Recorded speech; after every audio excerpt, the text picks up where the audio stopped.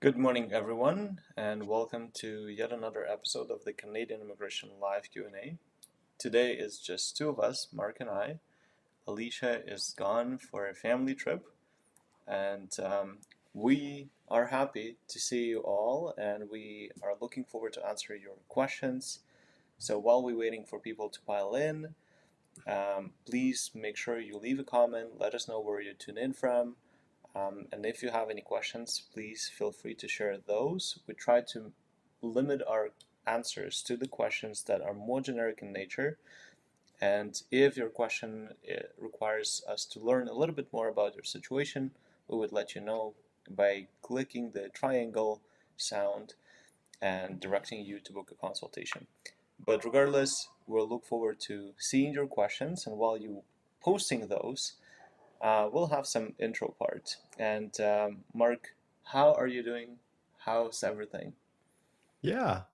So seems like it's been a little while since I've been on a live Q&A. I've had a bunch of different things going on, including Denver, the American Immigration Lawyer Association conference. So I did that. I went down there just to see what was happening in the US because we are having a ton of consultations from US citizens looking to come to Canada. So I had to figure out what that was all about, although we kind of know what it's about. And also, then this past week was Canada Day, and I had some time scheduled off with family. So it's been 2 weeks for me, I think, since we've done the last live Q&A. But I really missed it. I missed being here. I missed being with everybody who is tuning in and looking to try to get some direction.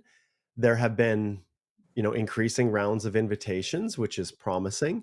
We're seeing more people getting invitations to apply, which is good, which holds true to what the Liberal government's mandate was when they got elected. They, just before even they had indicated that they were going to place priority on in Canada applicants, which is the case.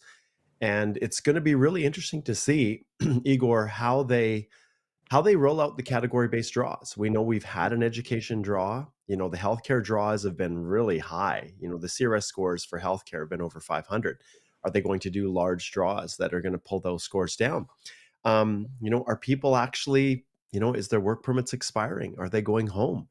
Are the number of candidates in the express entry pool, when are those pools going to start being affected by CECs? Well, and a reduced number of CECs. Well, I'll be honest, Igor, I do not see any change in that over the next few years.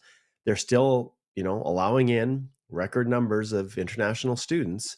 There are individuals who do run out of time that will still be able to be in the pool for almost 2 full years and still meet the 1 in 3 year requirement. So even if you go home, you're still eligible for CEC draws. So it'll be a while before we see things kind of level off, if indeed they actually will, or whether this is just a slight little pause, but it'll be business as usual as the Liberal government moves forward with their plan to, reach. And I shouldn't say it's a Liberal government plan, but the reality is there are some parties and advisors that are looking for 100 million, should say, Canadians by, I think it's 2100. So that centenary initiative. So we'll see how it plays out. Yeah.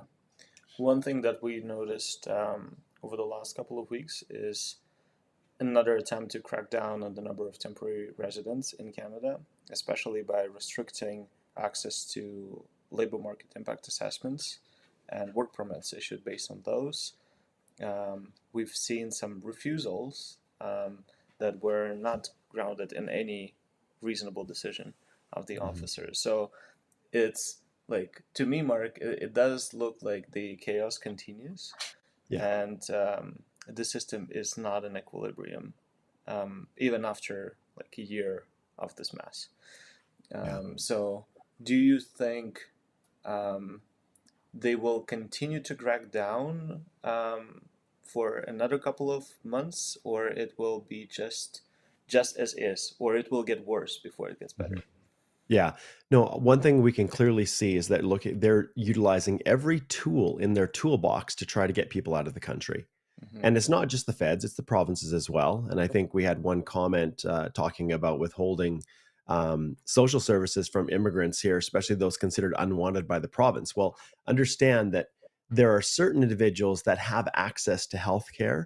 There are certain individuals that have access to all the social services, and people that are out of status or do not have a valid work permit. Those individuals are not legislatively eligible to access those programs. So that has always been the case. So I think some people are feeling like immigrants are being unfairly treated because they're not getting access to that. Well, they've never granted that.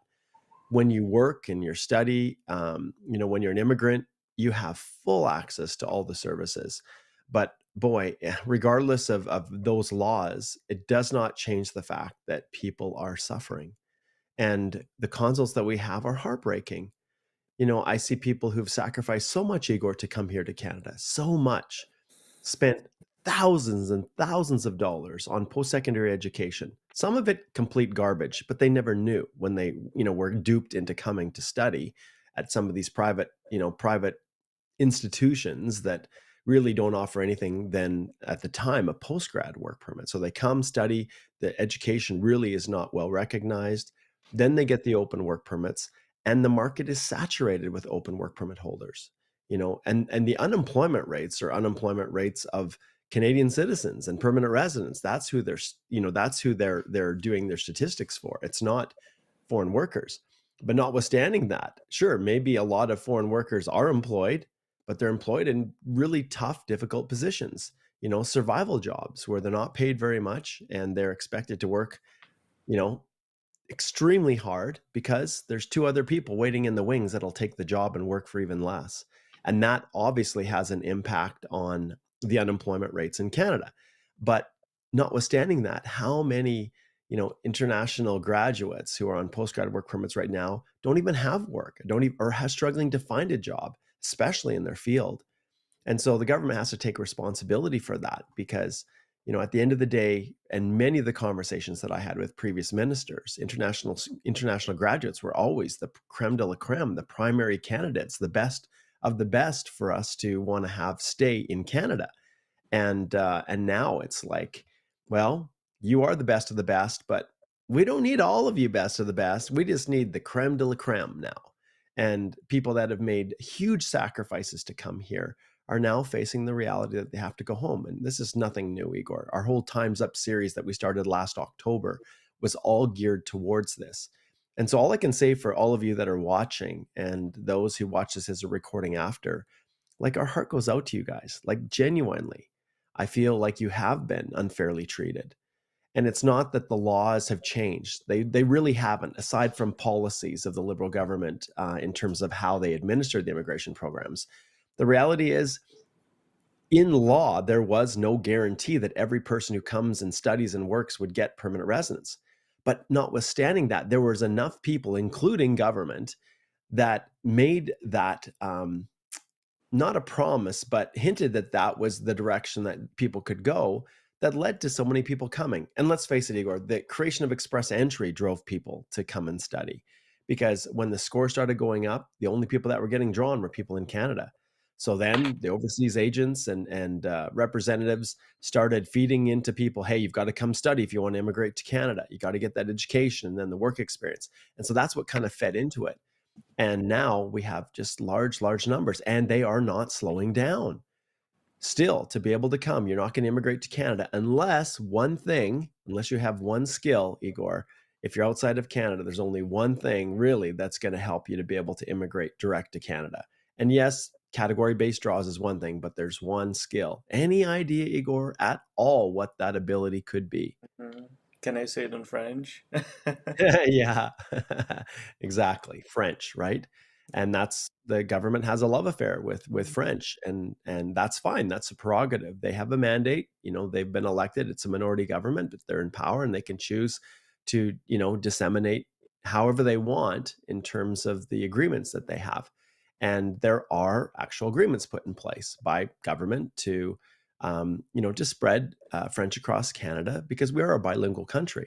But it's just the way in which they do it. And when I'm thinking, Igor, what is the difference between encouraging every Canadian to learn French, okay, versus engineering immigration programs to only target people who already speak French?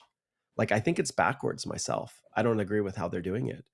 like, I would love to learn French. If there were programs and things available to help me, develop my French, I would love to.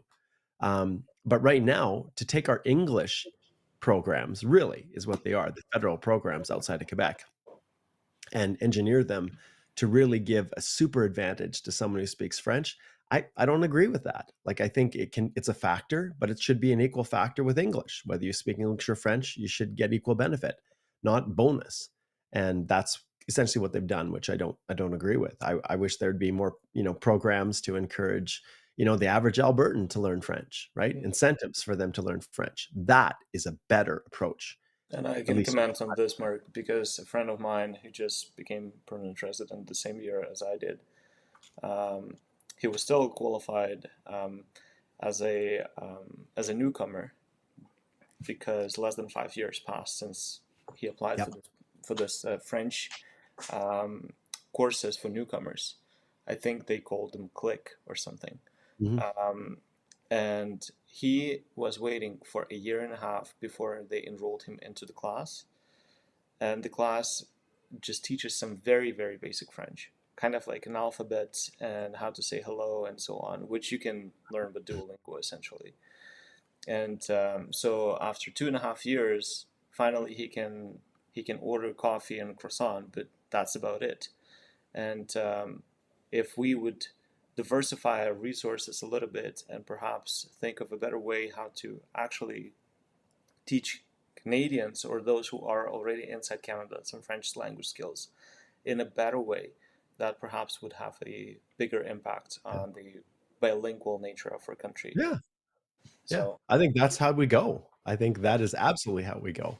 But like I said, I'm not a decision maker. We do the best we can to administer the laws and policies that the government puts in place.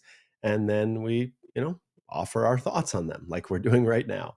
yeah. So, And Mark, I think this is a good segue into the second section of our Q&A because we've allowed some time for people to pile in and post their questions. So first we'll start by giving a shout out to people who say hello to us. So first one would be to Gardy. Hello, Gardy. We have Amor, and then Gardy. amor is love in Portuguese. Yeah. And Gardy actually says, please have your team reach out to me. Thank you. So, Gardy, here we would take you to our website Mhm. where Yeah. you can reach out to us. So, we are just a small team and we have very limited resources. And so, if you have something specific that you would want to discuss, we would direct you to book a consultation at our website. So, there you can choose the duration of the call and the lawyer who you would want to talk to. Mhm. And we would be happy to discuss whatever question you have. Yeah. And one thing, it's interesting. Usually in the summers, Igor, people kind of slow down a little bit, and maybe they take more time off, which is true. We will definitely be doing that. And Alicia's away for a few days. But one thing we want you guys to understand is that we genuinely care about you. And I was looking at my calendar and I've got some things that are happening in our personal life. I've got two sons that are getting married in August, and I have a bunch of other responsibilities that are coming down for me. But the reality is, I looked at my calendar and realized, man, I am constantly full. And there are people out there that need help, need direction, that are running out of time. And when I say running out of time, even the people who are still in school, going through their programs, trying to figure out what does the future hold for me after I graduate, like those people are running out of time because they have to make good decisions, not just the people who say my work permit's expiring next week. What do I need to do? And so I looked at it, and it was on Sunday. I spent, oh boy, probably 4 hours in the morning on Sunday going through my calendar, trying to figure out how can I carve out more time for consults. So if you go to my calendar, you'll see that on many days I've increased my appointments to 5:30 in the evening, started earlier, 8:30 in the morning, and then on Saturday, right now it's 7 to 9. I've opened up time in my calendar. And so you'll see that there is, yeah, we're doing everything that we can to try to accommodate. And I know lots of people have to work, right? If it's in Eastern Canada, it's a little bit better for you guys because you're 2 hours ahead of us.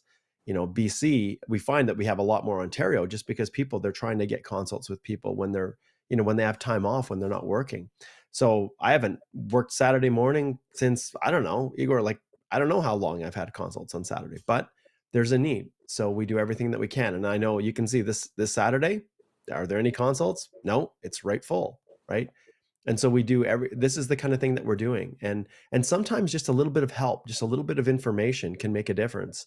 And it's not just, well, thanks for booking the consult. Doesn't look like you got any shot, so just go home, right?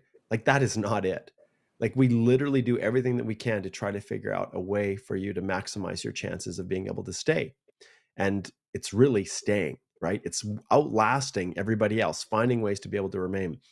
And we've never filed more H&C applications. Like we've never been more busy doing appeal work, right? Igor is doing a lot of appeal work because, like we said, the question he asked me was, what is the government going to do going forward? Well, they are absolutely going to continue refusing applications. They are going to look for every single way that they can reject your express entry application. You are going to be getting more procedural fairness letters. There's going to be more outright refusals because the position that they have right now as well, the courts are backlogged. People don't necessarily want to wait. If we refuse someone, then we don't have to feel bad about them, not being able to stay because, well, they didn't qualify for the permanent resident application they applied for, or the work permit, or whatever it might be. So it's really easy on their conscience to say, well, your work permit was refused because you were ineligible, or you made a mistake. So it's not our fault. You have to go home. It's your own fault, right? That's way easier than saying, we're just engineering our immigration programs to prevent people from being able to stay and extend because we have a commitment that got us elected that we're going to reduce the temporary population in Canada down to 5% by whatever it is, 2026, 2027.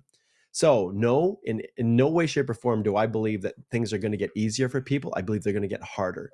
And those of you who rely on crowdsourcing online or rely on old resources or old websites or whatever to guide you in how you're to do your applications, oh my goodness, you guys, like things are changing at breakneck speed. And any precedent, like we don't use precedents in our own firm because I could do something for one person yesterday. And if I try to follow that same precedent today, well, I could get bit. There could be a change. There's constant modifications and even understanding the nuances of immigration. So I didn't mean to kind of go on this kind of rant, but the reality is times are difficult and you have to be careful. And it makes sense to hire a professional to help you, someone that you can trust. But at the same time, what's even more important is that you maintain control over your own application. In other words, that you know everything that's going in, that you know what you put in all those previous applications so that there is no inconsistencies.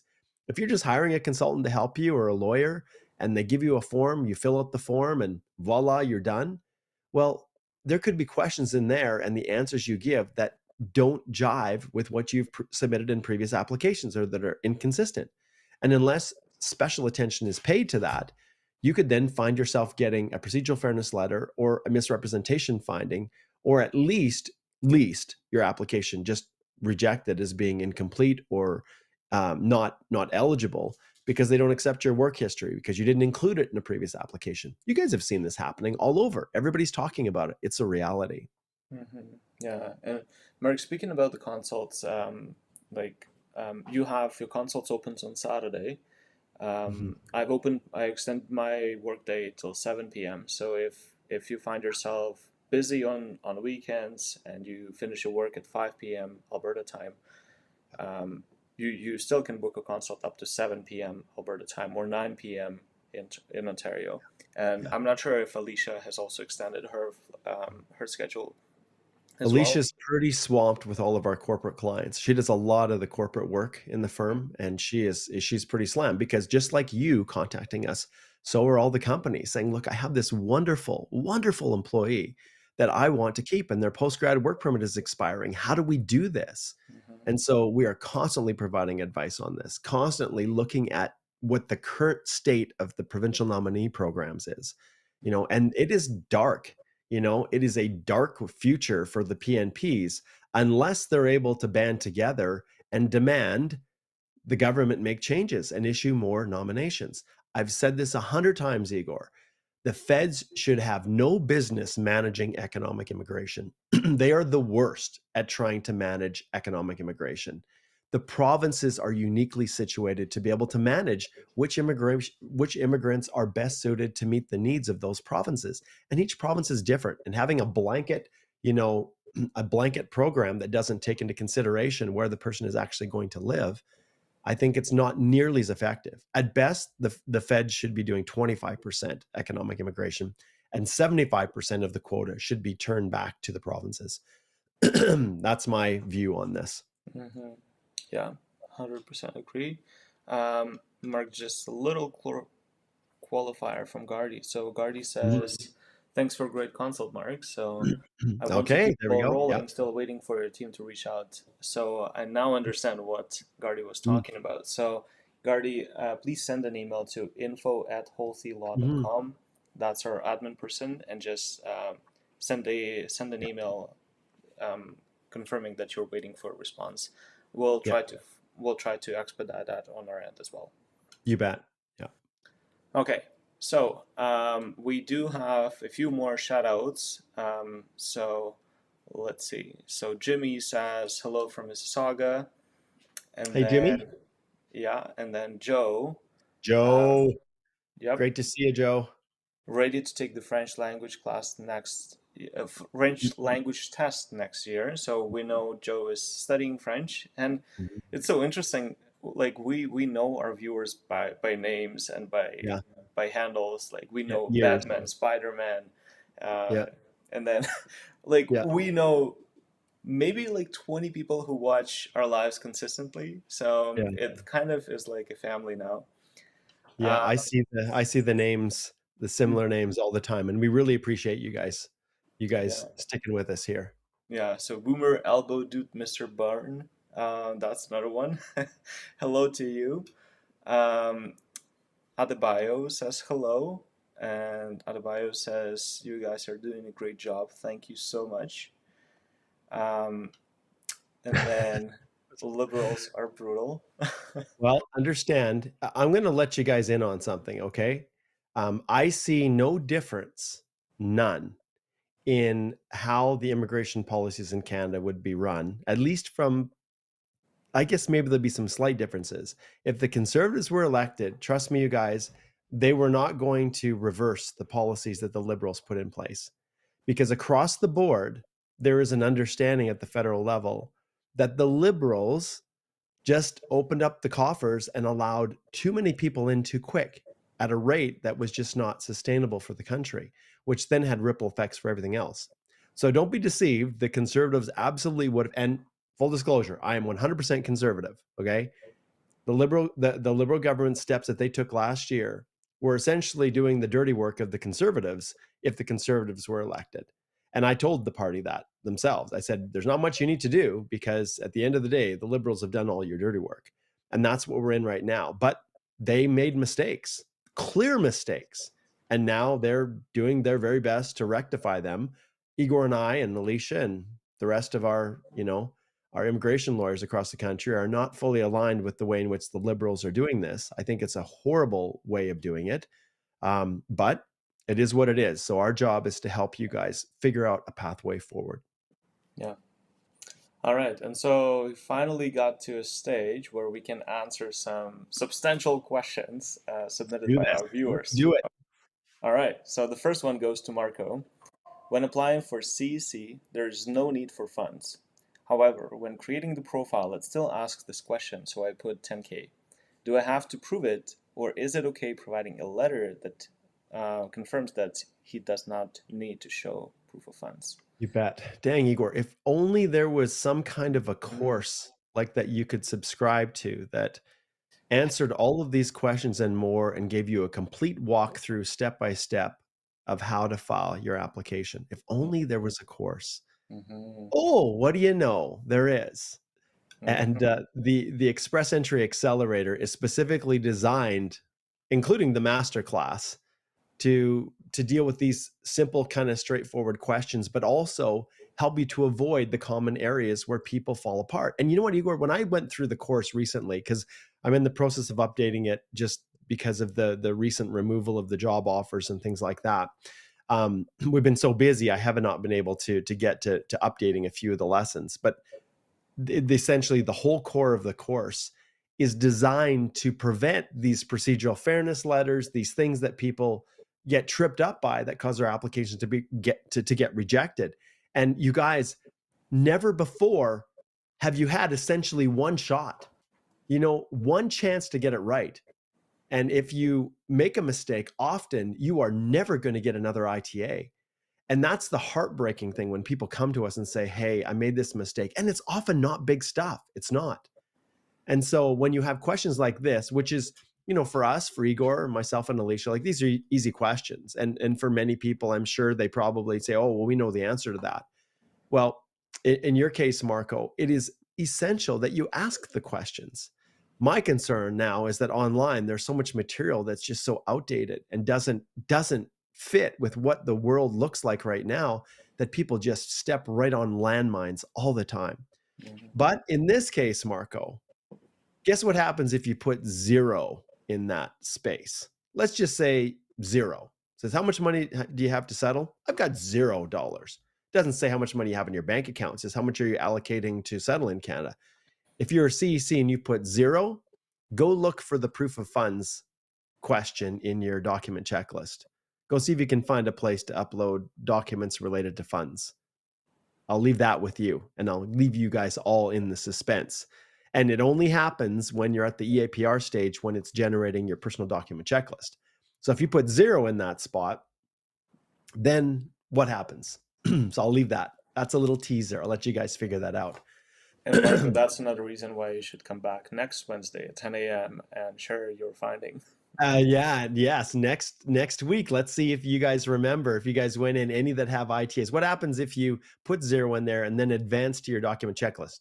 It doesn't mean you have to submit it that way, but just put 0 and then put it in. So in your case, Marco, if in your profile you put you had 10K and now you've got your ITA, now you're filling out your EAPR, you put 10K in there and now it's showing proof of funds. All you need to do, my friend, is just put a little explanation in there, even a one-liner on a piece of paper that says, please note, I've been drawn under the Canadian Experience class and I do not need to provide proof of settlement funds. And the question Marco's asking is, he essentially 10,000 isn't enough as a single individual. We're close to 14,000 now as a single individual of settlement funds that you would need if you were not getting drawn under CEC or had a job offer, which, that's a separate discussion. But when it comes to settlement funds, you're fine, Marco. Just put a piece of paper written that you're going to upload that says, please note I've been drawn under the Canadian Experience class, and as such, I'm not required to provide settlement funds. And we have templates for you to use in the course. And we've got a bunch of other resources and tools, including detailed explanations on how to set up your letters of explanation so that they're optimized for officers to understand what you're saying. There's nothing worse, and I can speak from having been an officer, there's nothing worse than having to sift through this massive text document that doesn't have any structure and trying to pick out the one spot where you're explaining something I've already identified in your application as a problem. So your job is to make it as easy as possible for them so that they don't waste time. They're always under a really, really tight time frame. So there you have it, Marco. Great question. Mm-hmm. And Mark, and the link to the course is in the description below. And I think, is it tonight or when did we do the master class? Okay. It should be tonight, I think. It's all a blur. I have to check. Nope, it's not tonight. It's next week. Okay, that's good because I have consults all the way through from 2 p.m. until 6:30. Oh, yes. Apparently I'm now doing 6:30 consults. I forgot about that in the evening. I thought it was 5:30, but I guess it's 6:30. So I changed and it's full. All right. Okay. And Mark, as we answer Marco's question, there's another update that we have to share with everyone. Mm-hmm. So be mindful. It's 15 now. Oh yeah. They've updated this 2 days ago. Hot off the press. Yeah. So now it's not 14 anymore. It's 15. Life gets more expensive in Canada. Yes, it does. And just to put this into context, so if you are the only person possibly who could qualify to immigrate to Canada under the federal skilled worker program outside of Canada, if you get drawn under the FSW, you speak French, so you got an ITA, then these are the new figures. So 15,263, that's what, if Marco was only eligible through the FSW and he got his ITA through the FSW, then that would be how much he'd normally have to provide. But yeah, it doesn't matter what you put in there, Marco. Doesn't. And just a follow-up on this question. So EITZK says, thank you for your time. In continuation to the previous question for the zero funds for PNP pathway, what happens if I'm under the PNP pathway, but still drawn as a CEC, I think? Yeah. Is it still zero? We've got a blog post on this. So that was back when Cedric Marin was still with us, I think. Yeah. And so I think he originally wrote the blog post for us because that was a question we had years ago. And the reality is you have to be really careful. It depends on the PNP, but generally speaking, CEC is CEC. So generally speaking, the feds, when you're going through an express entry, that's a PNP nominated express entry. Generally speaking, you don't have to provide funds, right? You've already met that threshold. But in some cases, if the PNP program itself, the underlying PNP program has a settlement fund requirement, then even if you're drawn under CEC, you still need to make sure that you can maintain that all the way through. So that's essentially the rule. And the interesting thing is, Igor, there are very few programs actually through the PNPs that do require settlement funds.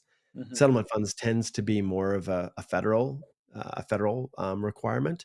But remember, every province has the ability to establish their own programs, and so just watch for that. Be careful. Yeah. So make sure you go to our website and just type proof of funds, and you will find it. It's August 15, I think, 2023, Mark. Yeah, that was a few years back now. 2 years now, I guess. Yeah. Yeah. Okay, perfect. So let's move on. And we miss Cedric. Cedric was a good duck. Yeah. He had big visions and had cool things he was pursuing, and I totally get it, man. But it'd be great to have Cedric rejoin us and come back and work with us. That'd be awesome. Luckily, we'll meet Cedric. Hopefully, meet Cedric in person in Toronto. Yeah. Okay. So the next question would be from George. So for your 25-minute consultation, Mark, does it cover the NOC code review with reference letter review, and also may you know the booking slots are in Alberta Standard Time or not?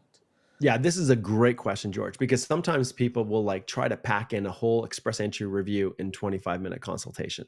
Okay, that don't work. So effectively, we never like reviewing documents where you're trying to establish correctness for the purposes of a permanent resident application in a consultation. It tends to be answers, information, direction.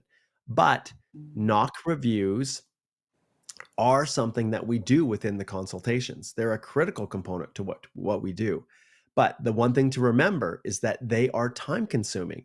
So if you want to do a NOC review, plus you want to have a whole bunch of other questions answered regarding, in this case, an express entry application, George, there's just not sufficient time to get through it all. So whenever I see that, I tell the person, hey, let's focus on what you feel is the most important. Rank those things for me, and then we'll start at the top and we'll work our way down till we run out of time. We have a 50-minute consult as well. So if people have a 25, if they have a 25-minute consultation booked and they realize, oh, I've got a NOC code I need to sort out, and I've got a bunch of other things, we'll know that a NOC code alone is kind of the thing that I focus a lot of the time on, because to get it right, and especially when you're stuck, there's a reason that you're stuck. It's the reason because you're maybe crossing over two potential NOC codes and you just don't know how to deal with it. And that takes time to sort out, because Igor and I have learned a lot about this process. We're familiar with many, many industries, many occupations, but there's always, especially when we have large institutional clients, there's always these positions that are, you're filling this role, but because the company's so big, you're only filling 1/3 of that particular role, and there's two other people doing the other 2/3. Whereas if it was a smaller company, maybe you're doing all those duties. So those are things we tackle head on. So yeah, George, that's how we structure it. And yes, booking slots are all in Mountain Standard Time. So Eastern Time is 2 hours ahead. Pacific Time is 1 hour behind us. But you can also change the time zone just Yeah, so you to. can see, yeah, Mhm. where and then it'll give you your local time. Yeah. Yeah, perfect. And in Um, all honesty, Igor, when you log in, it should be smart enough to yeah. detect where you're at Hmm. and then give you the times in your local time zone. Exactly. Okay. Let's move on to the next question from Daniela. My Canadian job letter is issued on January 2nd, but I started working for this company only on January 18th.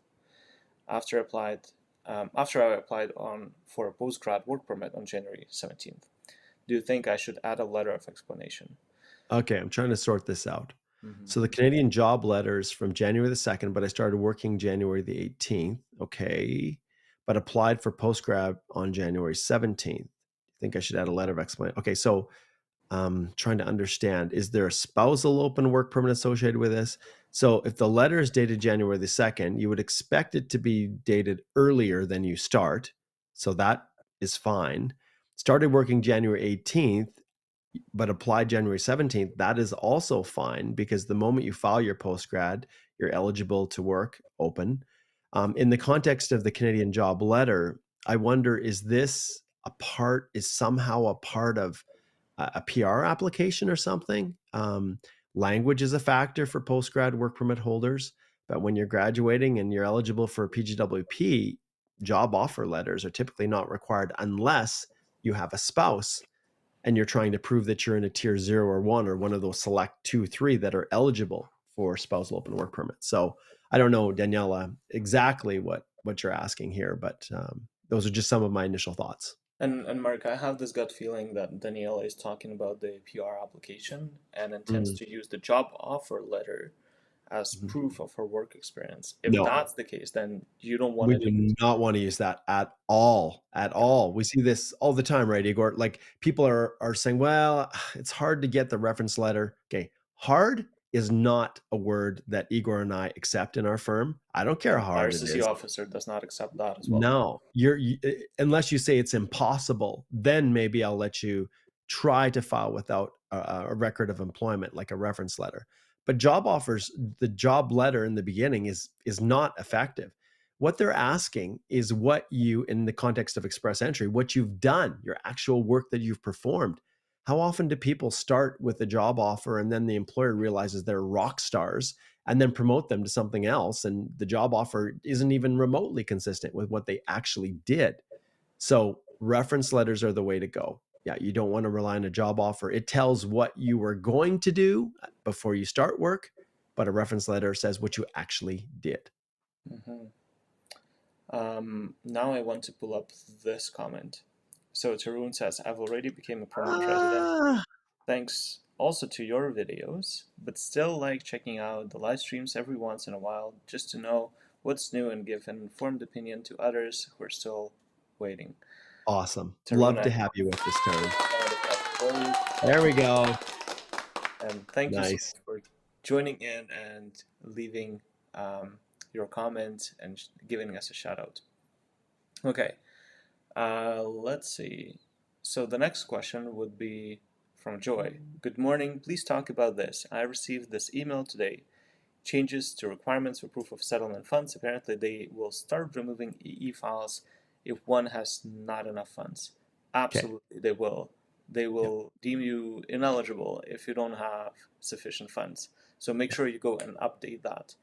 And even if you have submitted your EAPR, you may want to top up your um, bank account and perhaps send a web form saying, please note, I still have sufficient funds even right now. Yeah. If you were way above the minimum threshold, then you perhaps may not need to worry about it. Yep. But for everyone who was just at the borderline, make sure you go and update that. And just to reiterate what we talked about before regarding settlement funds, if you're drawn under CEC, we don't care. So what'll happen though is if you have foreign work experience, okay, and you were otherwise eligible under FSW and CEC, you could see the FSW part now say no for eligibility if the funds that you put in there were just above the previous amount.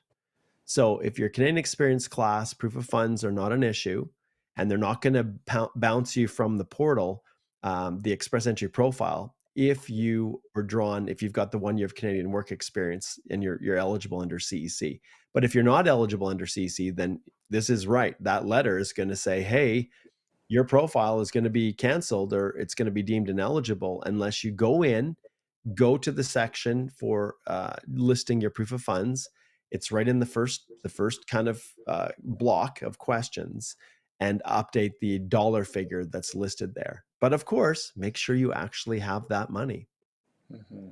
Yeah. This happened a lot, Igor. I remember, like, every time they do updates to the settlement funds, which usually is on an annual basis. But when it comes to topping up, I've seen, like, especially for people who were stuck during the pandemic for 1 year, 2 years, and then the settlement fund requirements was increased, or even they had to then, use their savings because they were out of work or whatever it might be. There was a time when immigration was specifically sending similar emails, but also requests for updated information, including updated settlement funds. So you want to really be careful. We talk a lot about settlement funds in the course. We've got all kinds of tools and resources like sample gift deeds, sample other authorization, official money transfer authorizations for other countries as examples, and how to deal with, when your reference letter, when your reference letter from the bank letter isn't perfect. So how to deal with that. All of that is contained in the course. Mm-hmm. Yeah. And speaking of the course, Joe left a comment.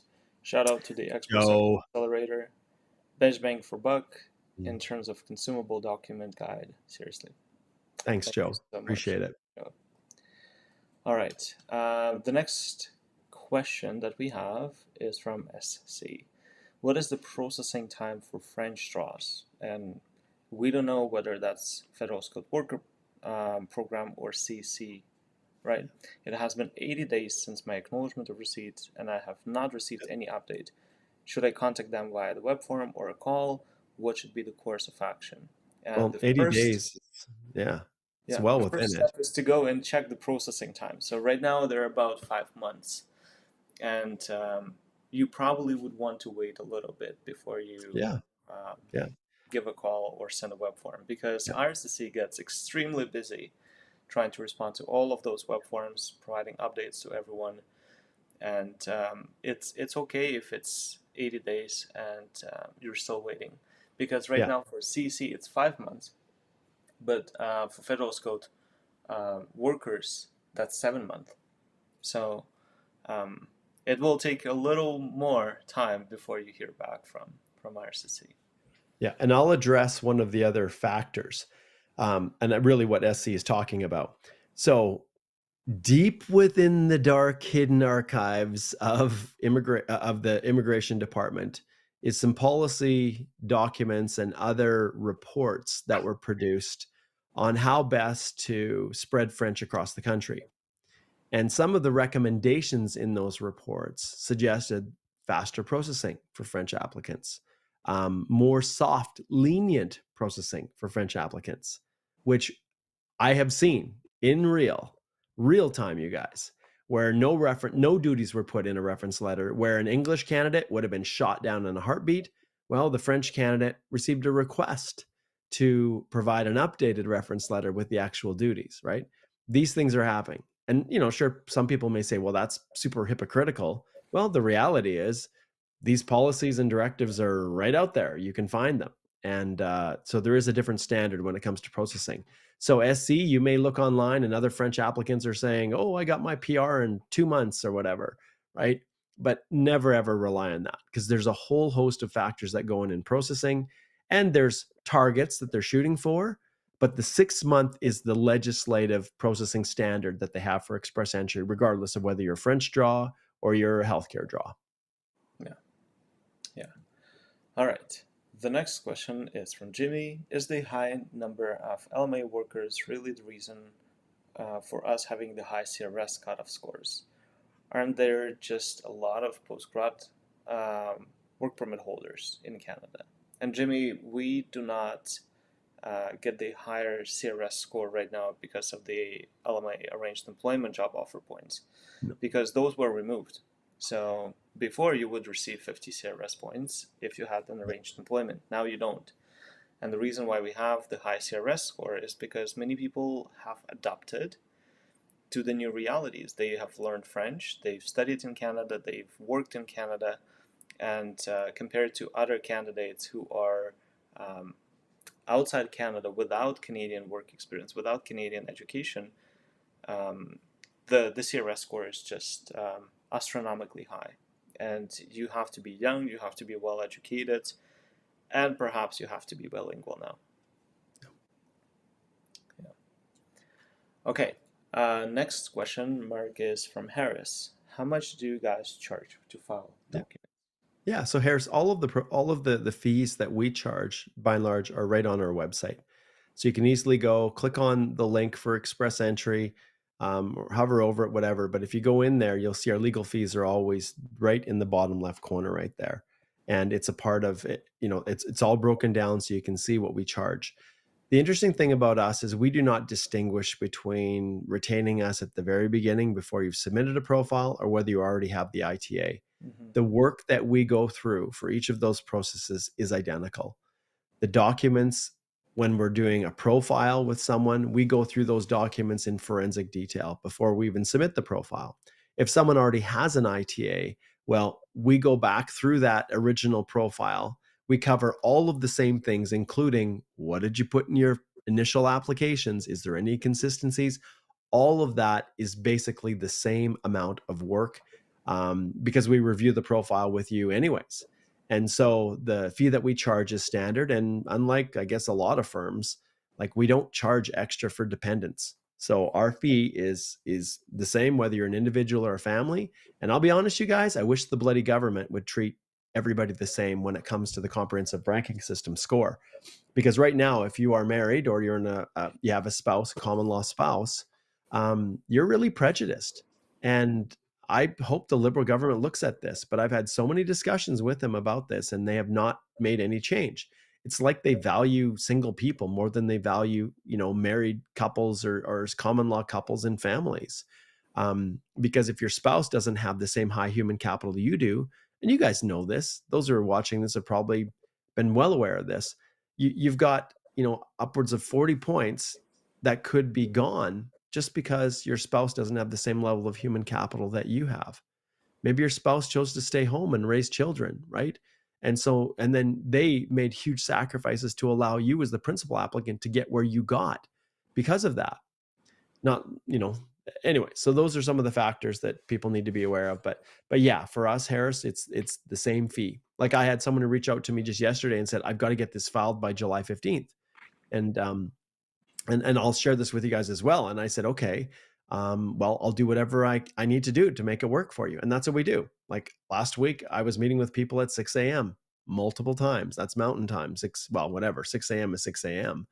and staying late and working on weekends to try to get things done so that nobody's prejudiced. And in the case of this individual, they've got a birthday that's coming up and they're concerned about a bunch of things. I have to educate them a little bit because there's a policy that protects from, losing points because you have a birthday. But notwithstanding, there's an urgency there. And so we drop whatever we do. We don't use assistants or paralegals. It's you. When you retain us, you hire me, you hire Igor, you hire Alicia, and we work directly with you, no middle person. And that's why we charge what we do. And that's why we, that we could easily hire a whole stable full of paralegals and assistants. We could hire them from the Philippines or from India and pay them $10 an hour. And that's the person you'll have your contact with. Or you can work directly with us and we will show you, we will teach you, we will collaborate with you, and we will make darn sure that your application is done right. Uh-huh. Yeah, and on this note, I wanted to pull up this comment as well. I did my express entry application by myself. Can I pay you to review my application for errors or possible discrepancies I may not have seen? And that's exactly how we That's operate. exactly how we work, Natoya. And Natoya, I'm just hoping you haven't filed your EAPR and now want us to go back and look. But that's how we work with all of our clients. We teach you how to complete your portion rather than having you fill out a goofy questionnaire. You fill out your own profile. We teach you how. We give our whole course is designed to walk people through. But that's just the information. Then when it comes to the heavy lifting, we are right there. Once the information is in, then we review every single question with you. We review every document. We even in our reviews will upload the documents together with you and submit the application together with you. The only difference is that we do not take over control of your application. We don't play Big Brother. What we play is twin. We are equals. We're in there with you and all the way through to getting that application submitted. And that's how we work with our clients. Yeah. All right. Perfect. Let's move on. So Aurora's asking, I would like to know if you offer free consults and why we don't. Yeah. So part of the reason we don't offer free consultations, Aurora, is because we do this. So lots of firms don't devote the time that we do to generating content. Like we don't just do this. We do every time there's a big change, we do lives. We block off hours. We write tons of blog posts, all designed to give you information that can help you in your journey. But when it comes to specific legal advice, we do charge for that. And that's just a position that we've taken. Do I do pro bono work? When I have someone who comes to us, is booked a consult, I know that they are in desperate need of a help and no means of helping themselves. Well, then at times we may, in exceptional circumstances, consider helping them for free.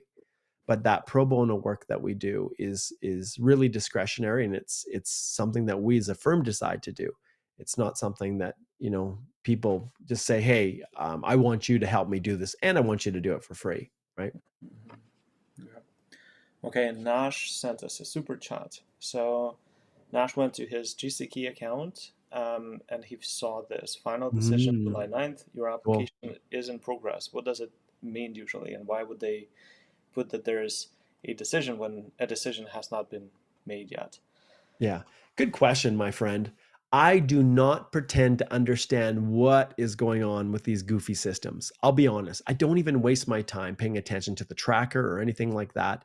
It's just never been effective since day one. As many of you know, I was the former national chair of the Canadian Bar Association. I sat in on countless meetings, both as a member at large with the national executive and then going through as a table officer, serving for years.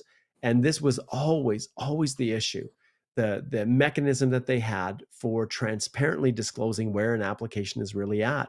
And so I wish I could tell why it does what it does. I'm sure there's an officer on the other side who's just clicking a box or not clicking a box, and then there's some other step, but I don't pay any attention to it. I don't. I look at the overall processing times.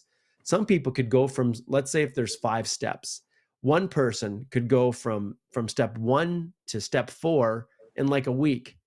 And then it takes them 5 months and 3 weeks to finalize the last step 5. Mm-hmm. Then for another person, it could take them, 1 week to go from step 1 to step 2.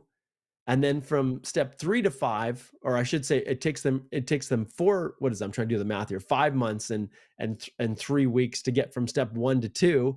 And then an officer gets a hold of the application and spins it around in a day. And you go all the way from step 3 to 5 in like a week, right? Mm-hmm. So I don't pay any attention to it. Yes, there's trends, and I know people like to watch, and what else do you got to do, right? You could watch the awesome videos that we do, yes. But the reality is people are curious, and with crowdsourcing and sharing information, it's kind of fun to see where you are. It's kind of like a derby, a horse race, who's going to get there first. But personally, I don't put any stock in it. I don't pay attention to it at all. I look at the processing times that are listed on the government website, which also goes back to a time when I had a discussion with the immigration minister. Then it was Fraser.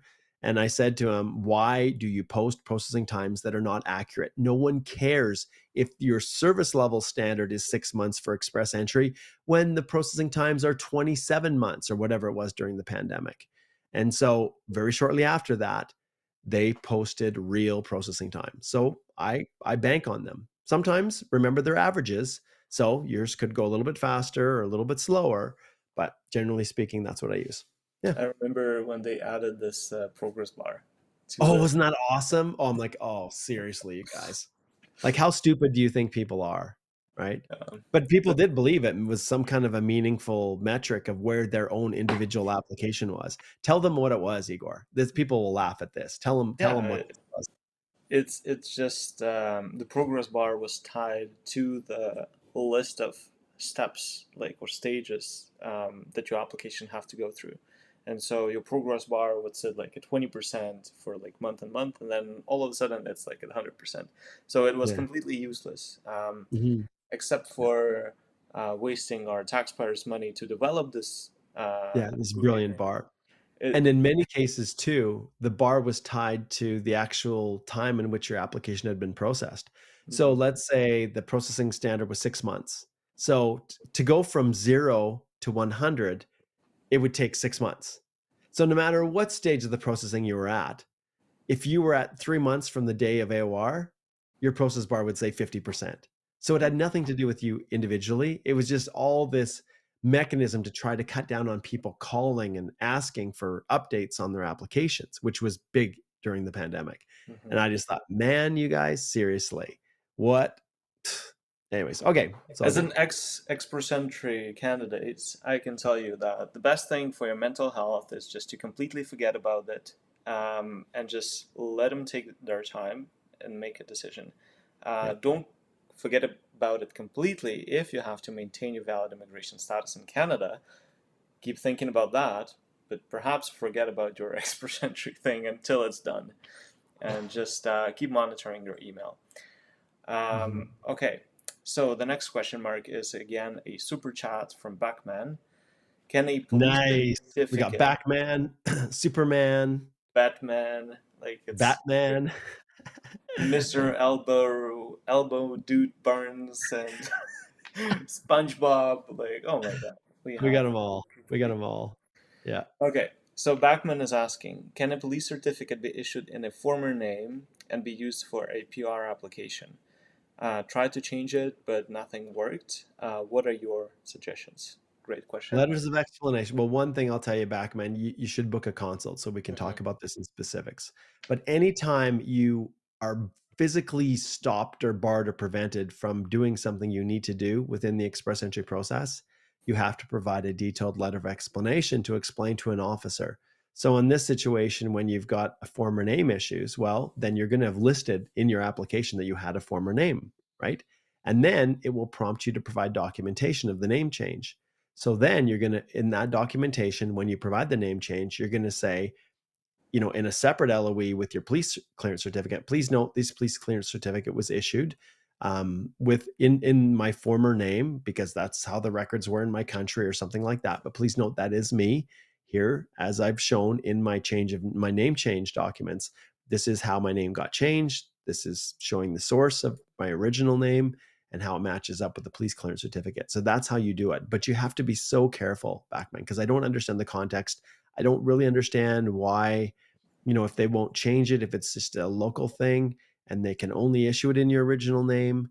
But at all costs, if I have an ability, if I see something wrong, I'll try to correct it. So in other words, no, maybe not correct, well, the actual police certificate, but try to figure out how to get it changed. It happens as well when people have like passports that have expired, and they've got a new passport, but something was issued in the previous passport. Well, it's not a big deal. You just include the old passport to show that it's one and the same. You are the same person, and yeah. Mm-hmm. Yeah. And Mark, as we just 4 minutes past 11 and we have Oh, our team meeting, I propose that we wrap this live Q&A up in about 5 to 10 minutes. And we okay. have this final section of our weekly live Rapid round. Q&A, the Blitz. Okay. Okay. Okay. Big disclaimer here, you guys. Big disclaimer. It is really hard to give comprehensive answers in the rapid fire round, Mm-hmm. but I will do my very, very best. Understand, as you can see that scrolling ticker below here, this is not legal advice. Okay. So hopefully Igor will not choose any questions that say, what do I need to do? Can I leave Canada and come back? What do I need to do for extending my status? Like, we're going to try to avoid those in the rapid round because, well, really, that's legal advice and you really need to book a consult. So Mm-hmm. you can see answers provided in this live Q&A do not constitute legal advice. Okay. For general information only. All right, let's Okay. do it. Okay. Here we go. Perfect. Let's start. So Velociraptor is asking, a coworker was banned for 5 years for overstaying back in 2009, but still received an LMA in 2024. So what's the point of not losing status if you can come back and potentially get PR years later? Okay, well, if he was banned for 5 years, that's exactly it. You can't apply for 5 years. So go away, think about what you've done, and then once you've rehabilitated yourself from whatever got him banned, then you're going to be eligible to reapply to come back in. It's called mercy when people make stupid decisions, right? So, yeah, yeah, I think maybe Velociraptor, you're saying, well, why not just stay illegal? Well, that's stupid. You don't want to do that. You want to abide by the conditions, because even an overstay in Canada can affect your ability to go to any other partner countries that we share information with: UK, Australia, US, New Zealand. Okay, so there you go. And his lucky that he got an LMA and a work permit approved. Yeah. We have dealt with several clients who had an overstay or who had refused asylum application, and their door to Canada is forever closed now, Yeah. Boom. because no reasonable and sane officer would believe that, oh, now you're coming to see Niagara Falls again, and Yeah. you're just coming here for 2 weeks. Yeah. All right, so the next one is from Amor. So Amor is studying French, and work permit will expire next October. Do you think I still have time to finish the French class? Mm. Do you even know? Yeah, short answer is it just depends on you. Everybody learns at different rates. I think when I went to Portugal to serve a mission for my church, the Church of Jesus Christ of Latter-day Saints, I went there, I first went to Provo. I was there 2 months. The first month was kind of crash course on Portuguese. Then the second month was kind of learning what to teach people and how to teach the lessons and stuff like that. Then when I got to Portugal, it was like, wow, I don't know what I learned in Provo, because this is a whole different language. I can't even understand what you're saying.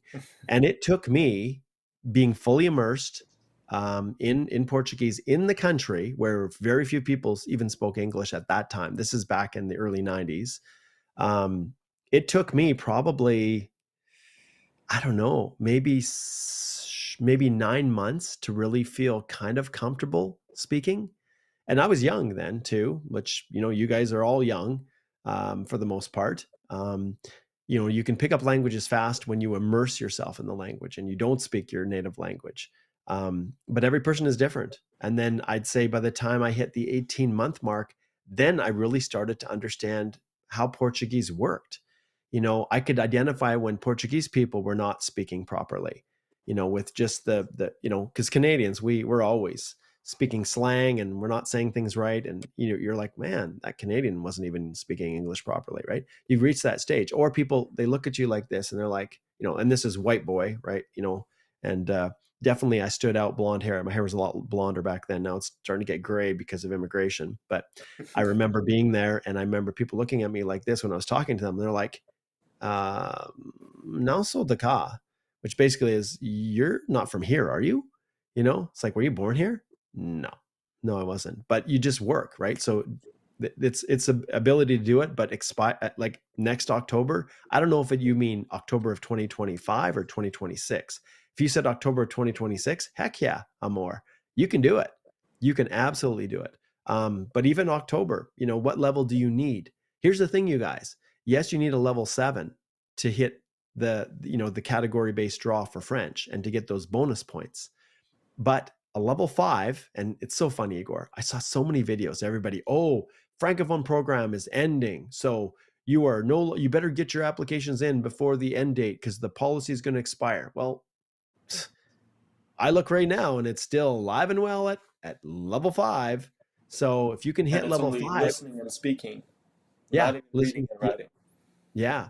And so if you can hit that level 5, then you have the ability to go to your employer and say, hey, I want to stay. I speak French. We can use the Francophone mobility program. It's only going to cost you $230 unless I don't know if they raise that processing fee, but then that's your ticket to stay. Okay. Yeah. Yeah. Okay, perfect. So the next That was one, not rapid fire. I can't do rapid fire. I'm not a rapid fire guy. Okay, give me another Can one. I extend my H-1B open work permit after 3 years? You can't extend Uh, it, but you can apply for a new one if you're eligible. That's yeah. the short answer. Yeah, it is. And with this, there's an expiry of and what you're doing is you're recapturing your full 3 years. So if somehow it was issued and you didn't have your full 3 years, you can recapture your full 3 years. And I think till the end of this year, I think is when that ends, December 31st, 2025. Mm-hmm. Okay. Even Uh, though, even though Shabam says, can I, which is a warning, ring the bell, book a consult thing. So yeah, boy, we have to be careful with this. Yeah. yeah. Ari is asking, if my spouse is the main applicant for the H&C application, can I try to apply for permanent residence through Express Entry French category at the same time? Yes. Yes, you can, and your spouse can as well.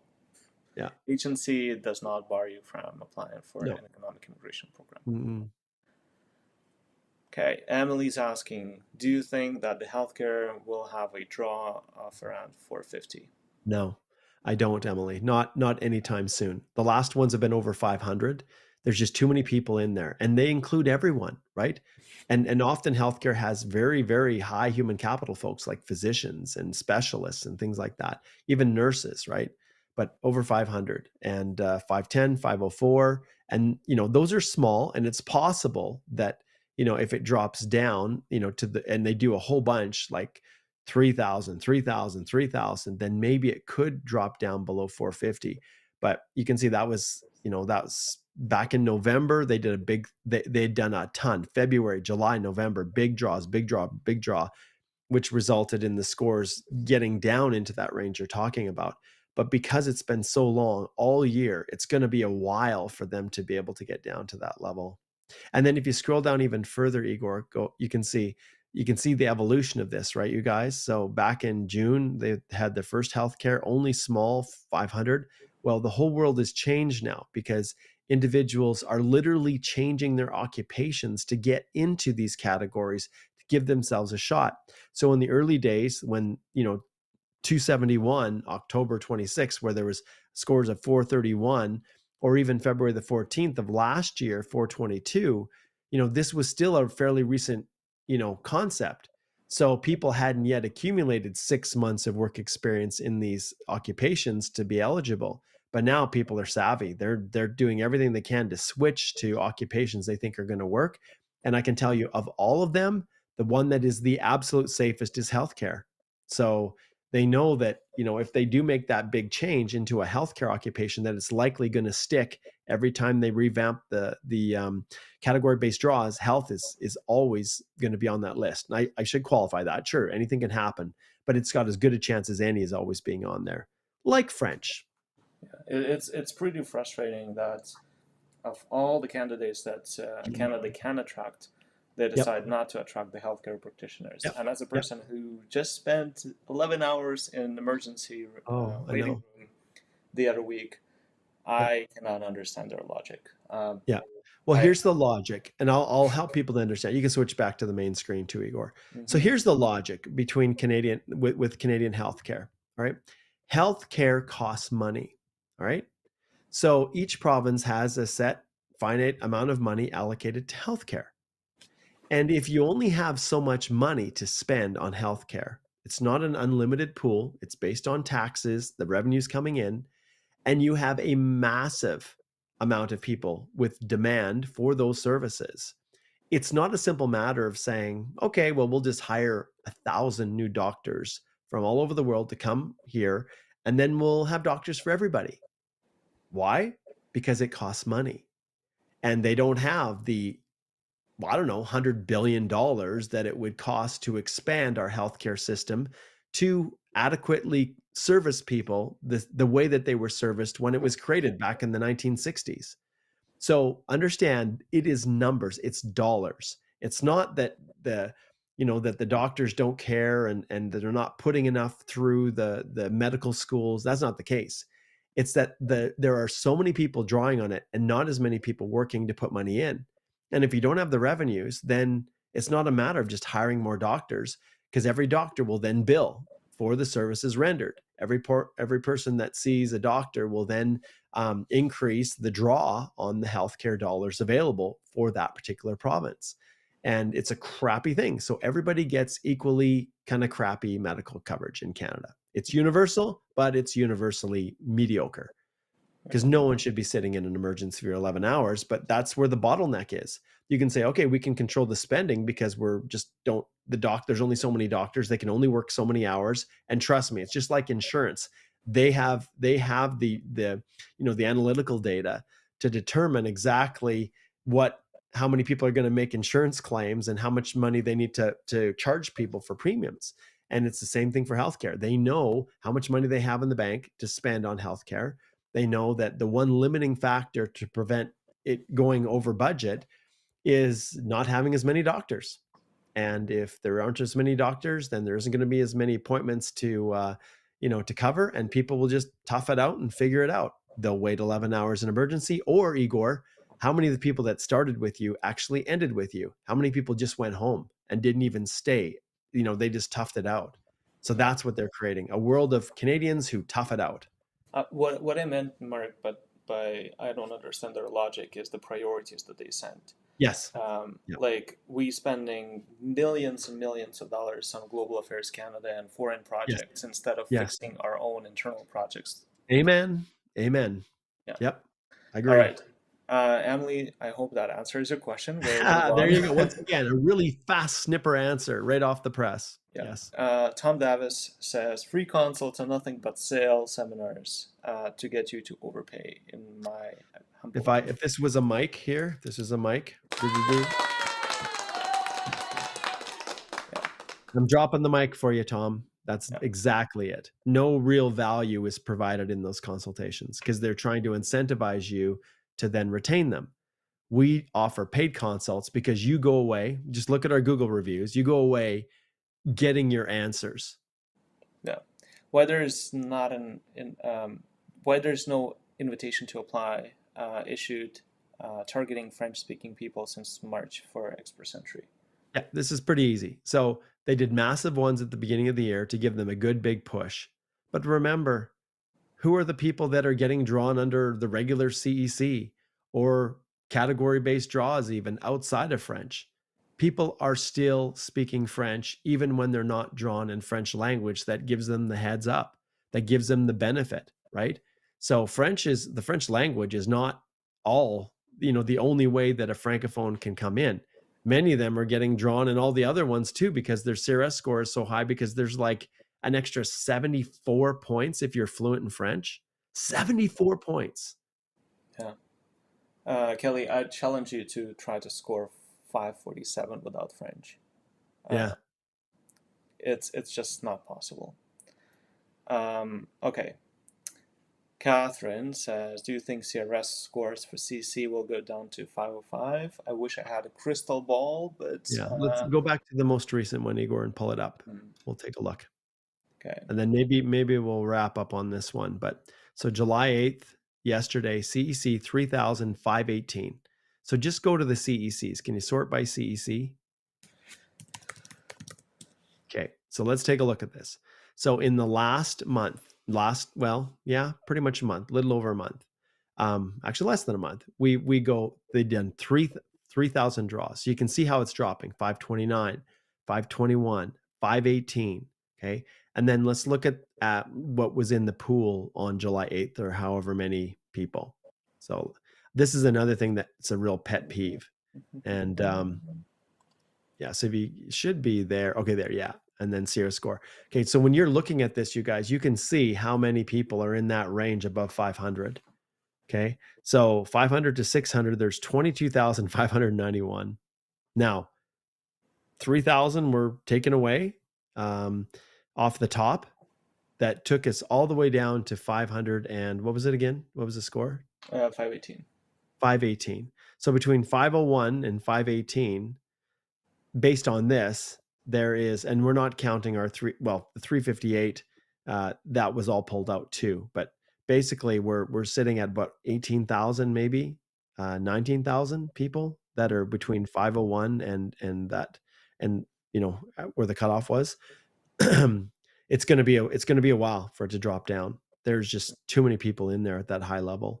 Yeah. They'd have to do many, many, many draws to get it down. So I'm thinking that we're probably going to be hovering above 510 for a while, but Yeah. we'll see. Anything can happen, Catherine. They could do a big 7,000 draw, and maybe that's enough to pull it down to 501. Maybe most of the people are at 500. The thing that irritates me is that they haven't broken it down like they did. Because originally, when they first created it years ago, 10 years ago, the scores were broken down between 400 and 450 by 10 score increments. And then they didn't have anything. They just went from 450 to 500 above.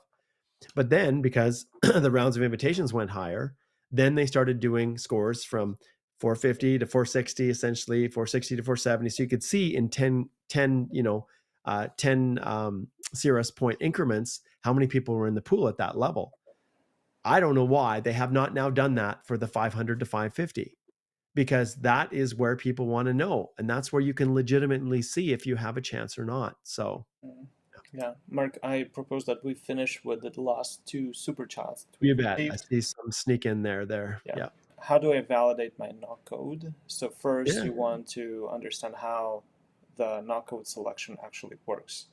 So there's a lead statement, there's a title, there's sample job titles that you don't have to worry about, actually. There are essential duties, not essential duties, and there are employment requirements. And we Can you break it flip down open the in course quick? detail. Do you have the ability to jump into the course, Igor? So Yeah. Acadego, this, when it comes to NOC scores in the course, and you can actually log right in. Can you log right in? In the course, we have a specific section on records of employment, which is everything you need to know about building your reference letter. Often people are working with their employer to make sure that it meets IRCC's requirements. We have a NOC selection tool that we use, which helps to try to demonstrate to the officer that you've chosen the right NOC code. We even have a custom GPT that we use to kind of get you started, because sometimes you don't know where to start. Now, never ever trust any GPT or any AI at this stage to give you your answer. It is not going to be reliable. It's just not. I've tried repeatedly. We've tried to customize and adjust and really train and teach our these custom GPTs to assist us, and they are of great help. But they are nowhere near where an immigration lawyer is, Igor and I, in terms of understanding how the NOCs work. And you can't afford to just trust and then say, hey, GPT, what's my NOC code with these duties? It can, and it may hit on the right NOC code, but sometimes it just invents things too. Still, hallucinations are real. So when you go through our course, our lesson, we have a lesson on, if you go into the module 6, we have a lesson specifically on records of employment right there. Lesson 40, which one is it? Up a bit. Where's our records of employment? Right there. You see it? Records of employment. Yeah. Lesson 48. Okay. So you can see we have a ton of sample reference letters in there to guide you. And we've got a ton of other documentation, including how to create, what if you can't get a reference letter, a perfect one, the NOC selection tool. All of this is designed to help you walk through the whole process. We even have a letter that you can give your employer to tell them how to draft the letter properly. So all of this is designed to show you what you need to do to make sure that you've chosen the right NOC code, and essentially that your documents are perfect, because that's the standard for immigration. So the link is in the description below. But just quickly, your duties in your reference letter, I don't care what you actually did. I want to care what your reference letter says. Those duties need to match up with a substantial number of the main duties listed in the NOC that you've chosen. We usually say about 70 to 75%. It doesn't always hit that way, because sometimes job NOC codes, they have job descriptions that have like one duty or two duties, right? But there are ways of dealing with that too. But the key is that you're matching up a substantial number of those main duties, and then that you are performing, at least this is the way the legislation reads, that you're performing the activities in the lead statement. And that's the initial paragraph right under the title. Mm-hmm. So yeah, we help people with that. We do consults if you're struggling, but all that's a part of it. Yeah. And Catherine, your question partly relates to this. Sorry, I wasted my super chat. Freak, man, you guys need to be patient. Holy cow. Oh, this impatient. Ashadago. Maybe we're not the right firm to work with you. No, but we've pulled the super chat. So essentially, what Yeah, happened? This person paid for a super chat, but then yeah, didn't leave the comment and then sent the comment later. So yeah, yeah, that's yeah, how we yeah. pulled the No, comment. okay, we're good. You're Yeah, don't all worry. good. Okay, Okay, what's the next Catherine one? was also asking about the Yeah, situation where she didn't keep yeah, the pay slips. Catherine, if you look at the requirements, pay slips are not mandatory elements to proving your work experience, but we always try to include those yeah. if available. And if not Hmm. available, we try to include bank statement showing the deposits, or we try to include your tax documents, or a business card, or whatever other supporting documents just to show that you actually work there and you were paid. So again, we deal with this in the expert entry course, and we Yeah, tell you exactly what you need to do to make your submission stronger. And yeah, then finally, Mark, the last question is from Callie. yeah, Is there a chance an RSSC will reopen my file after a refusal? And that's an important word, refusal yeah, or a yeah, returned application. There's a big difference due to a yeah. missing birth certificate. Yeah, it's heartbreaking, Kelly. Um, we see this all the time. And what do? Right? Like this is one of the things that's the most heartbreaking for me is when people rely on something online. Like they've read something through a group chat or it's been uh well, I don't know, just any online social platform, a website or a Facebook page or any social media, Telegram, you name it, that you've gone through as your source for what to do. And then people follow that advice to their detriment. An immigration officer refuses the application. And then we're in this situation right now where I'm saying, like, for most people, you do not get a second chance. This is your only chance. And when you have a missing document, like I'm assuming a birth certificate for a child, I'm not sure exactly how this application, I don't know if this was express entry. It doesn't say, right, Igor? Mm-hmm. Because the only thing for birth certificates for children is you need to include those.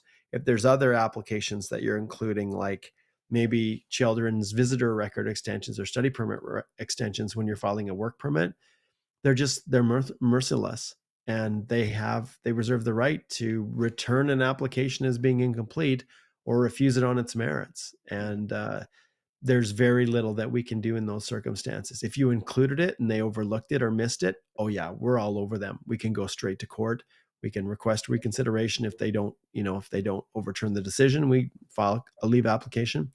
But yeah, Kelly, this is why we do what we do. This is why we have the course. Some people say, well, Mark, I can't afford $5,000 plus GST to retain you personally and Igor personally. Because remember, we don't use assistants or paralegals.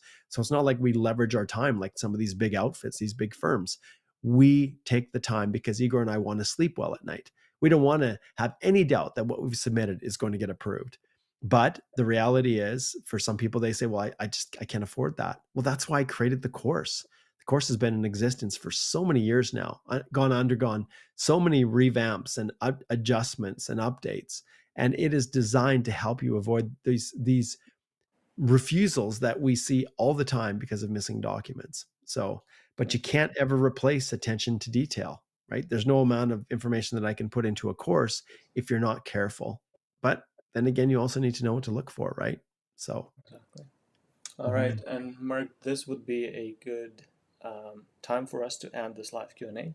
Yeah, We had 270 people who watched us live. I'm not sure if the sticker is actually accurate and it shows the actual live number of viewers, yeah, or for some of the platforms it just accumulates viewers and I just adds them to the yeah, list. But regardless, we hope this live Q&A was helpful to many people. And if your question wasn't answered, um, yeah, please understand that we have only limited time to go through all of the questions. There are some questions that require us to learn a little bit more about their situation, so we deliberately don't pull it up, and just not to waste everyone's you bet. time. But Did we we did we will. get did we get Manpreet's question? I can't remember what Manpreet's question was. I tried to find it, but I couldn't see it. I saw the super chat from Manpreet, but I couldn't see the actual question. So, Okay. Sometimes people are just like, "Man, you guys are awesome. mhm, Here, I'll give you a cup of coffee," right? yeah, But sometimes people post it and don't realize that their question sometime didn't get through. So, Yeah. Manpreet, if you did post or wanted to post a question, you didn't get a chance to do it, or whatever the reason, or you're just chipping in $2.79 for a good cause, we appreciate it regardless, and we'll make sure to answer your question next week. Yeah. Okay. Speaking of next week, we'll see you again on Wednesday at 10 a.m. Mountain Daylight Time. So prepare your questions. You have 1 week to do it, and then we'll be happy to answer as many as we can. Indeed. And this Friday, I will be out of office because my pickleball provincials is. So wish me luck. I'm hoping that we can have a good showing in our the men's doubles. So yeah, that's Friday for me. Pickleball. Yeah, and I'm going on a canoe trip with my family on Lake Minnewanka. So we're going to be paddling combined. I think it's like 30 kilometers, probably, maybe 40 Awesome. over the course of 3 days. Beautiful. So, make sure that you bring your fishing rod, attach it to it, and then hang your line out back and troll. did I tell you that we caught like a huge trout this Saturday, and it had like a ton of caviar? And Are you serious? like I wish man, I should have pulled up the photo, but I'll just show it on my phone. Look at this. Yeah. Lots of eggs. Yeah. And then, yeah, like the fish was really cool. It was this rainbow trout. Beautiful. Look at that big old rainbow, that fatty fat. Yeah. Cool. Where was that? That was Upper Kananaskis Lake. Oh, cool. And yeah, I love that lake. Just to show you, like, in proportion. So Is that the one you just about fell to your death in, Igor? In the ice? What? Is that the same lake that you just about dropped to your death through the ice? Yes. So half a year, I almost died on the very same lake. So now it pays me back. Yeah, Igor was going across the ice, and it was a little bit thin as it got closer to the island in the middle. And next thing you knew, he was going for a little dip. But if the water was so cold, he was kind of like those cartoons where the animal, lands in the water and jumps right out so fast. Yeah. That was Igor. It was brutal. It was like minus 30, and I'm like, my wet pants running across the lake, trying not to freeze to death. At that moment, the firm was that close to be in even a smaller law firm. Oh, it would have been so sad. It would have been devastating. I'm so glad that there was a divine power looking out for you, my friend. Thank you. All right. Thanks, everyone. Thank you, everyone.